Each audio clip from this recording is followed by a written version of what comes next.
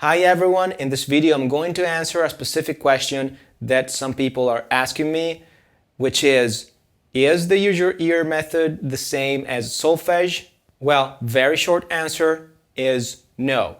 They are two very different things. And now I'm going to explain you why. The first thing we need to take into account is that Solfege is not a method. Solfege is just a nomenclature, is a way of naming notes in relation to a tonal center, okay? So Solfege cannot be considered a method because it doesn't tell you what to practice, when to practice it, and what results to expect from it. So the only thing that Solfege does is suggesting a very broad way of thinking that is for sure similar to what I suggest in the UseYourEar method. But Solfege doesn't address the main issues that people are encountering when approaching ear training, which is where do I start from? What I need to do next? When I'm ready to take the next step? What should I expect from these exercises?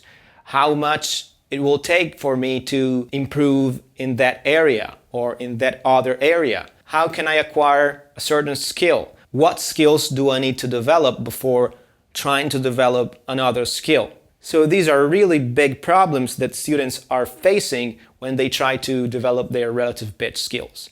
On the other hand, UseYourEar can be considered a method because it addresses these specific problems. It tells you exactly what to do, what to practice, when to practice it, how to practice it, and what results to expect from it.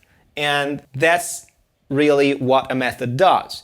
It has a step-by-step process, and you need to follow that process if you want to go from point A to point B. And that makes a very big difference in terms of the efficiency of your practicing sessions, of your practicing routine.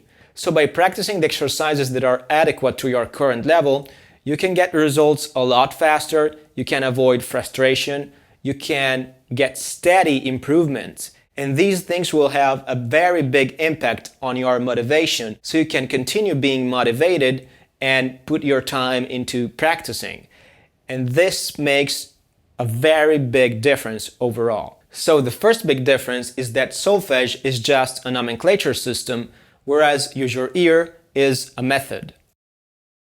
And as I was saying before, it will tell you what, when, and how to practice depending on your current situation. It will also tell you what results to expect.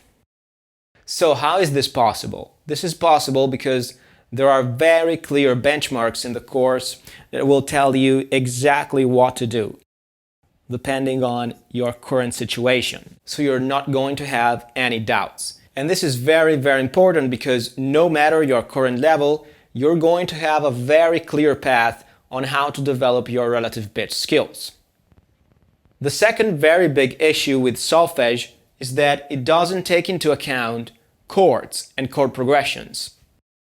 And this is a very big missing point because the perception of chords and chord progressions is very, very important for the overall performances of our relative pitch skills. So I know it's counterintuitive, but working on chords and chord progressions really helps us take our melodic thinking to the next level. And the UseYourEar method totally takes that into account. So in the course, you're going to find a very thorough path on how to connect your harmonic and melodic thinking together so you can get your melodic thought to the next level and speed up your melodic thinking skills so you can recognize notes faster, you can play notes by ear faster, you can speed up the process of translating a melody from your head onto your instrument, and so on. And I've recently made a video on melodic recognition skills, on how to play melodies and recognize melodies by ear. And you can find a link up here and in the description section. And I suggest you watch it because I'm talking about how you can use harmonic thinking in order to recognize melodies faster. And that's a very big and important part of the course. So the second big difference is that Solfege doesn't take into account chords, whereas the UseYourEar method does. And not only that, it also helps you understand how you can connect melodic and harmonic thinking together in order to develop advanced skills.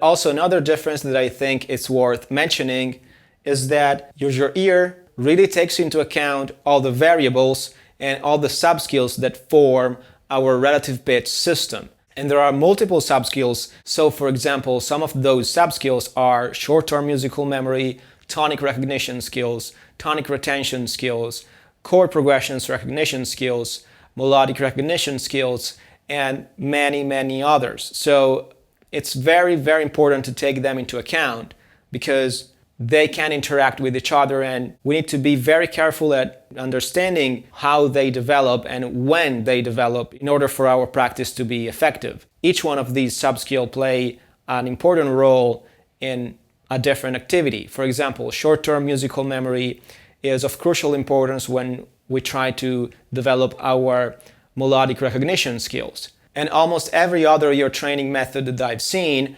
overlooks the impact that short-term musical memory has when we try to develop our melodic recognition skills.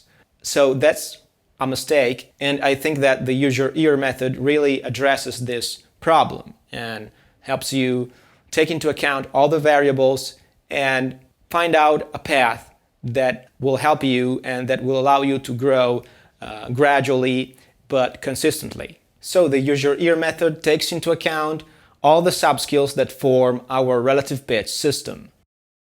Anyway, that was just a quick video on the differences between Solfege and UseYourEar. So I hope everything is clear right now. Don't forget to leave a like and to subscribe. And if you have some questions, you can ask them in the comment section below. I really suggest you check out our courses and our website. See the links in the description section. Thanks for watching. See you in the next video.